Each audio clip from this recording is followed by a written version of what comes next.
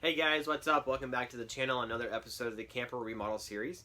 If you're new to the channel, hit the subscribe button and the little bell for notifications.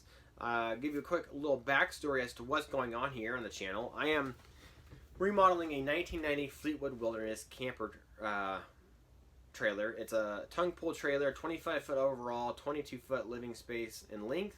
I think it's just shy of 8 foot wide in the living space anyways. It might be 8 foot on the outside. Why am I doing this? Why am I remodeling this camper? Well, my wife and I, we've purchased 80 acres of land 3 hours away from here. With that, a lot of the stuff that we're going to be doing on the land is done by me.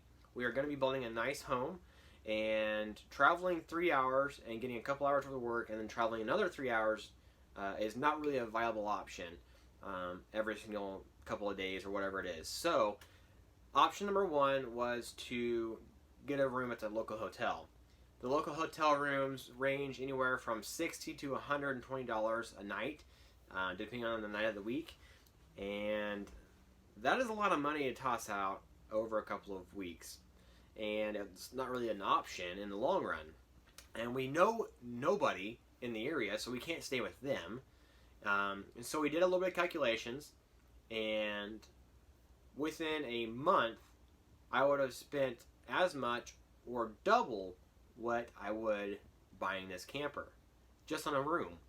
That's the convenience of having a nice hot shower. That's the convenience of having running water, having laundry, a nice comfy bed, and everything that I can have right here in this camper, for a fraction of the price.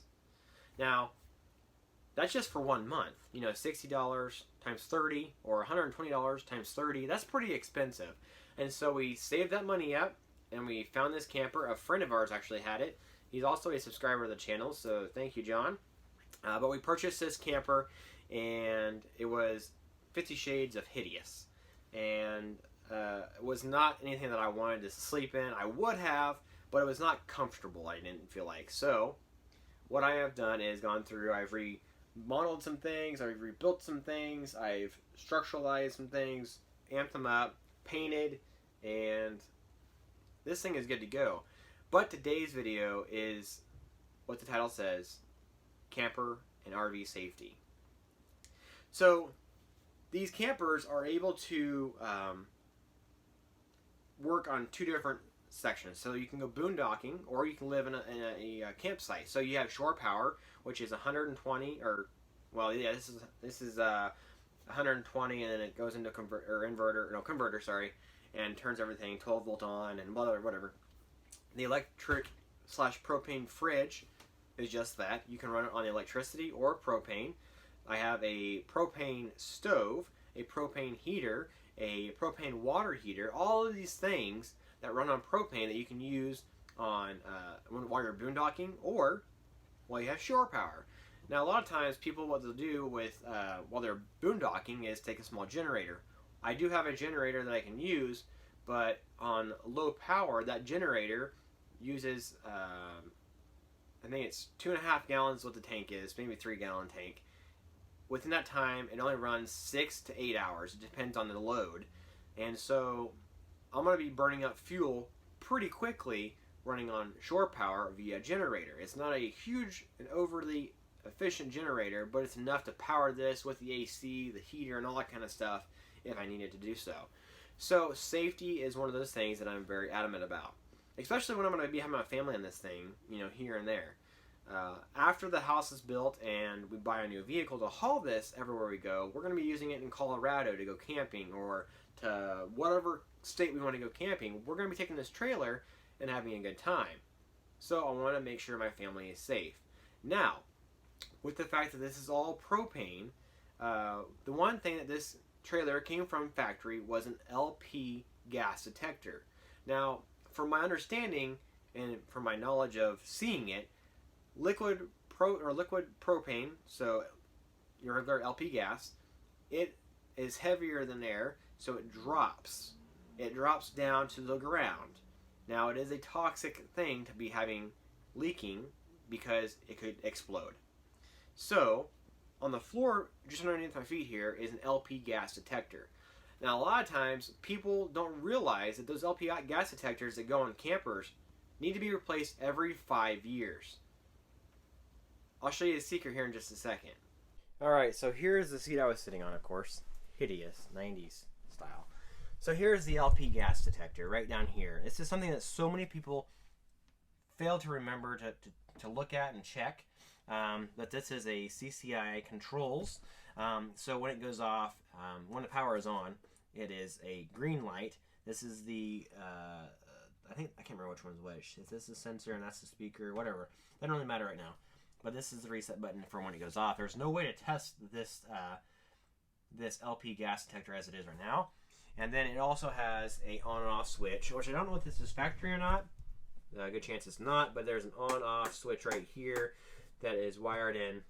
So when you are not, when you are plugged in but you're not using LP gas, you can flip it off. When you are using the gas, you can flip it on. That way you don't have any issues with leaking. Alright, so here is the, this is the hot, and this is the negative, or hot negative right here. This hot negative right here, it's backwards, it's weird. So this white one right here was wired to the black, and this red was wired to the purple. So let's go ahead, we'll remove this, and we'll just check it out. I think there is some bad news right on the back side of this LP gas detector that's existent, and a good reason as to why these need to be changed every 5 years.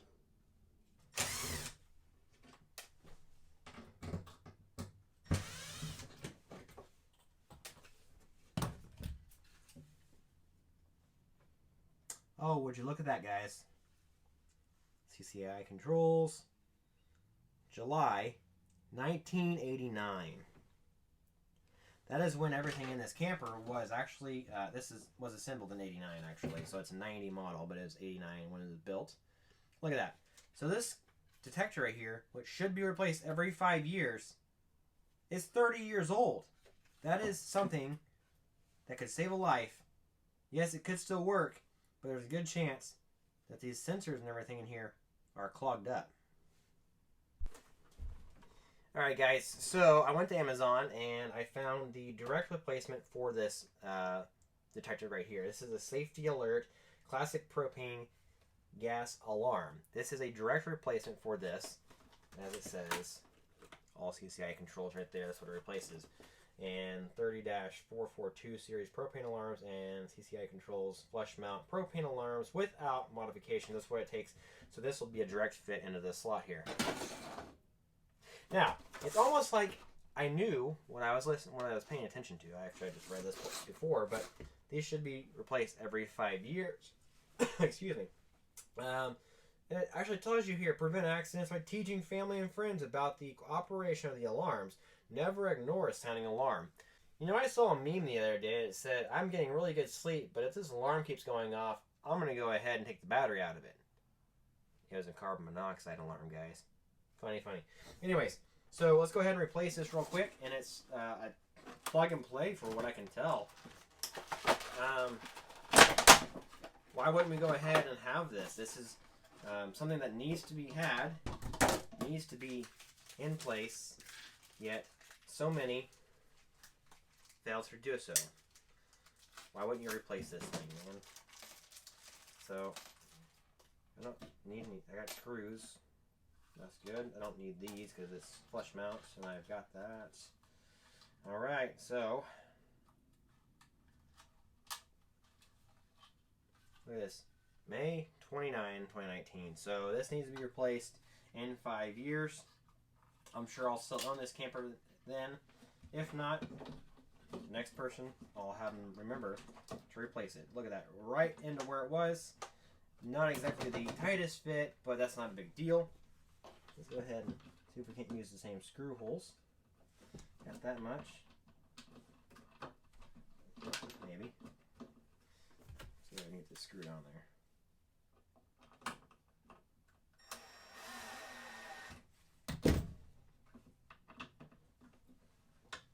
Alright, let's see if it matches up at all, and it doesn't.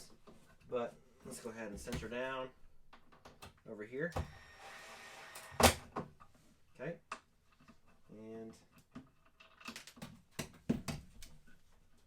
could not have wandering hands here.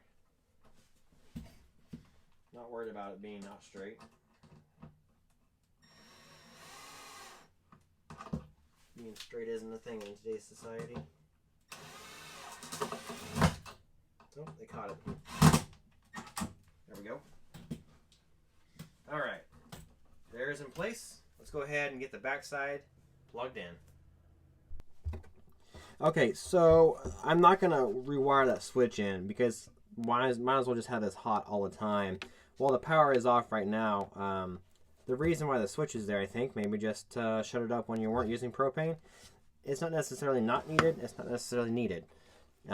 So I think this will be fine doing it as it is. Just going ahead and wiring directly. Have it always be on. Of course, if it malfunctions, that would be an important thing to check. But I think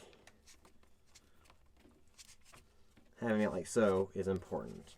So, got our hot, our ground. Of course, it's just 12-volt system, so why they use odd colors in here. There's yellow, there's purple, there's green, all kinds of weird colors for wiring in this camper. No rhyme or reason, nothing is labeled. It's just the testing as it goes type thing. Alright, so let's go ahead and get this thing tested right quick. Of course, we can't do anything right now because the power is shut off. So I'll go ahead and turn the converter on and see what it does. Alright, power is on, flashing green. So let's read what it says here. Red/green, there's a fault or low voltage. Red or green, end of life. Don't know what that expression means except it's red or green. Maybe it's flashing. Green means it's on. Red means the alarm. So it's flashing, but I don't know what the green end of life means. That's so weird. Anyways, let's go ahead and test her out. That's pretty loud and sounds like a smoke detector, and as it should. It's down here on the ground, and that's if it's seeing or sensing LP gas, that's doing what it's supposed to do, is sound an alarm. I'm pretty sure that'll wake you up in the middle of the night. So let's go ahead and move on to the next thing. So guys, this thing is going to be living quarters for myself and probably my family temporarily or on vacation, which means there's a bed up there, there's a bed right there, there's a bed right here, and then there's 2 beds back here in the back. So, living space for 6, 7, maybe even 8 people. A couple adults, a couple children. One thing that's missing from this trailer, from the factory nonetheless, these right here. They've got an LP gas detector down here, but not a smoke detector or a carbon monoxide detector. Oh, but you'll know if there's smoke in the air. Yeah, not if you're dead. Oh, carbon monoxide. You don't need to worry about that as a camper. It's there's plenty of breathing room in there. Yeah, not if you're dead. Quick story. Actually got a couple quick stories here. I have a coworker. Her and her fiance were big horse people, big cattlemen. They did a lot of farming, and they used their horses for doing so. Roping cattle. Did rodeos, barrel races, and that kind of stuff, and they traveled all over the country. There was one weekend where the fiance he wanted to do a race or go to a rodeo, and she had to work. So he went ahead and went to the rodeo. They had a 40-some foot gooseneck horse trailer, and the front 15 foot or whatever it was, I have no idea, was living quarters. Those, nice, big, expensive trailers. Was living quarters in the front, and the rear, of course, on top was a nice big hay rack where a lot of people seem to, store their small generators. Well, the story I've heard is that it was raining outside and they didn't feel like pulling the generator down, and so while he was alone, he went ahead and started the generator, went inside, had electricity and everything, went to bed like he normally would, and he never woke up. He died of carbon monoxide poisoning, stemming directly from the generator that he chose not to pull off the roof. So I've been told. That's extremely saddening and something that I want to prevent 100%. My brother, on the other hand, my brother lives in a small home. It's a 2-bedroom home, very open concept. He has a carbon monoxide alarm. It's went off multiple times, and within that time, he had to call the fire department both times. He lives in the country. Had he not had a carbon monoxide alarm, him and his girlfriend would probably be dead. There was a huge risk in not having one. What it turned out to be was one of the vents for the heater was actually, or the water heater was not vented appropriately through the roof, and it was basically backdrafting into the house.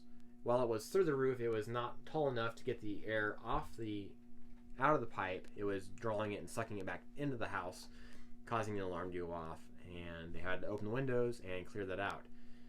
It is a colorless, odorless gas, carbon monoxide is, that can kill you very quickly. So thankful that they had an alarm. Very sad about the first story. So I'm going to go ahead and get these mounted up where I believe they should be mounted up at. So one more thing here I wanted to show before I get these up on the thing here. It's the micro profile design. They do make these actually a little bit smaller. I've seen one that's, I don't know, probably this wide for the carbon monoxide detector.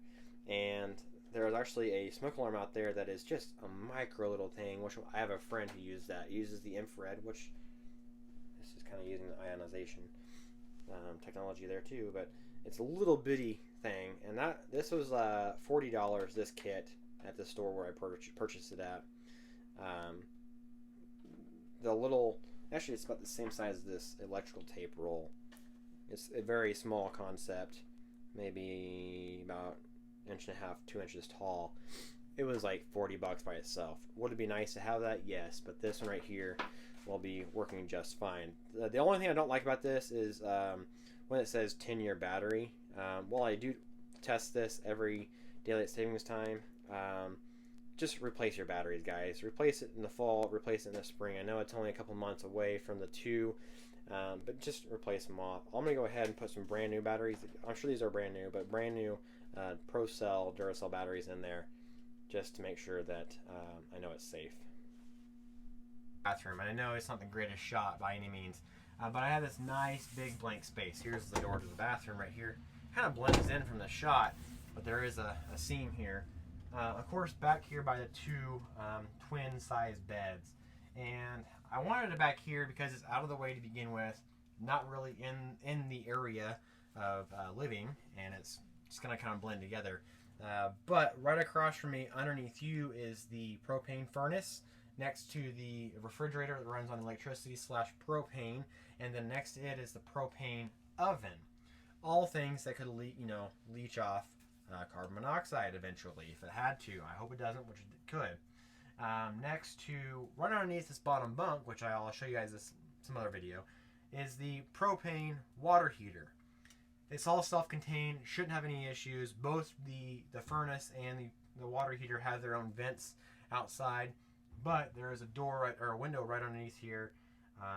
God forsaken, if it was to be running and it leaked in here, I'd feel so bad if somebody were to pass away because of my negligence not to have an alarm to at least alert them. So anyways, very cool. It actually tells you that your batteries are out. Warning, battery has been removed. There's a whole list of what to do type things for this, and it's very convenient that they have given you the instructions on how to place this, because it's something that's so simple, yet so many people will pass it up because it'll never happen to them. So anyways, let's go ahead and get this thing mounted up. I'll go ahead and get one screw up there. Oh. I'm using a impact, so.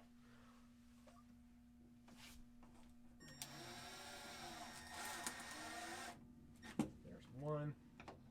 Go ahead and eyeball level. Looks pretty good there.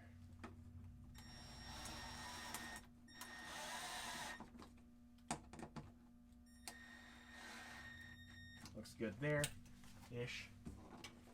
Let's go ahead and crack these batteries open.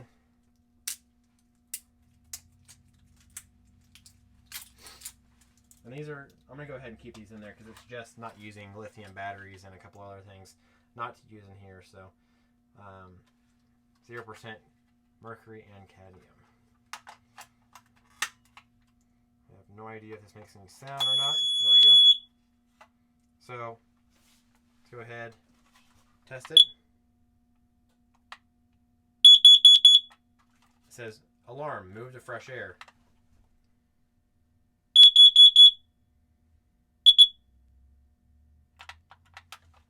So let's go ahead and get this on there. And it just slides right over, slides off, slides on, slides off. And then that's the reset. Should be anyways.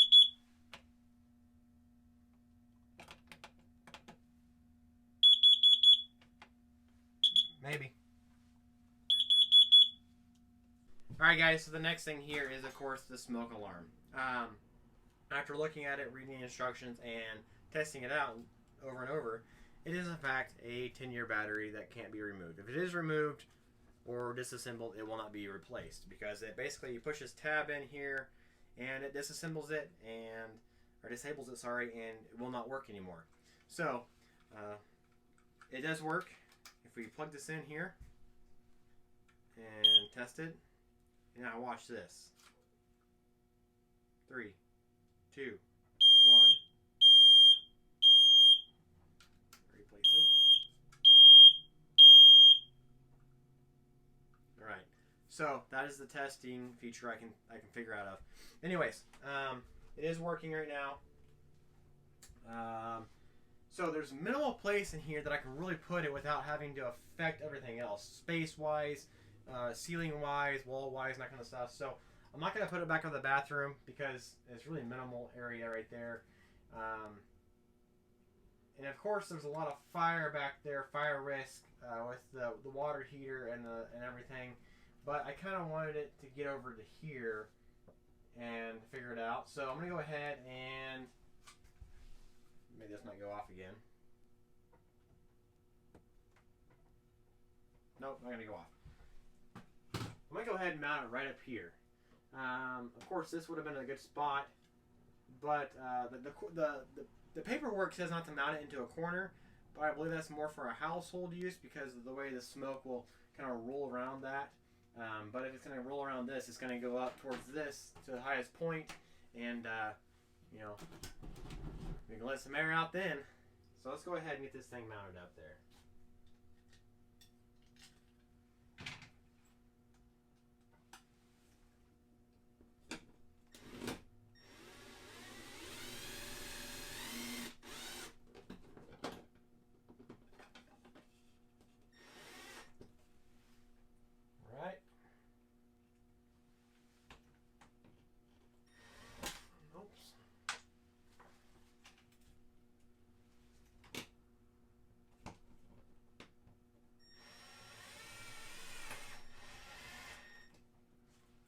Okay, let's go ahead and get this mounted on there.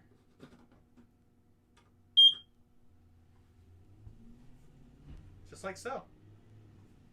Alright guys, so I have carbon monoxide detectors and smoke alarms, but where there's smoke, there's fire. So, something that's important to me is a way to fight fire if I'm boondocking somewhere. So I have a fire extinguisher right here by the front door with a nice heavy-duty metal mounting point.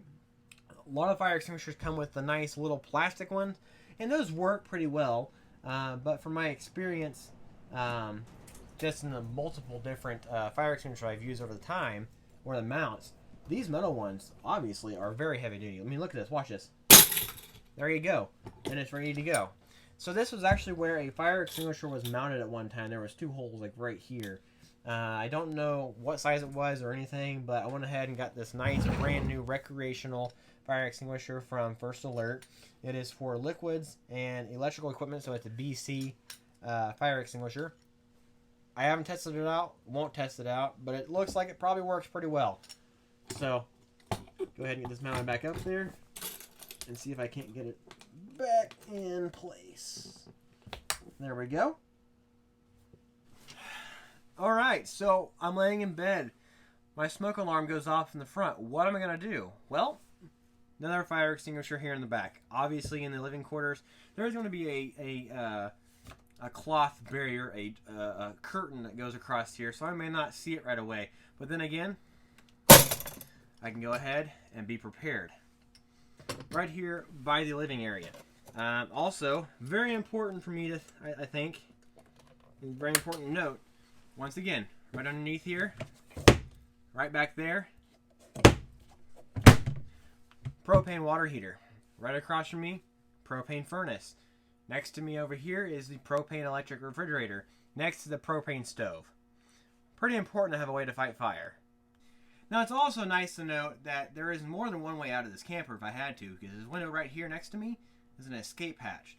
So there's two little latches right over here. Just flip them, and this window opens up. A lot of people don't realize that these little campers, you need a place to egress. And so the back window is such. Hey, see you later. See ya. And just like that, the last box for the trailer is here. That'll come up in the next video. But until then, guys, keep calm and carry on. Hope you enjoyed this video. I hope it didn't get too long for you. Hopefully I can cut it down if it is. Stick around, hit the subscribe button, hit the bell for the next notification. See you later, guys.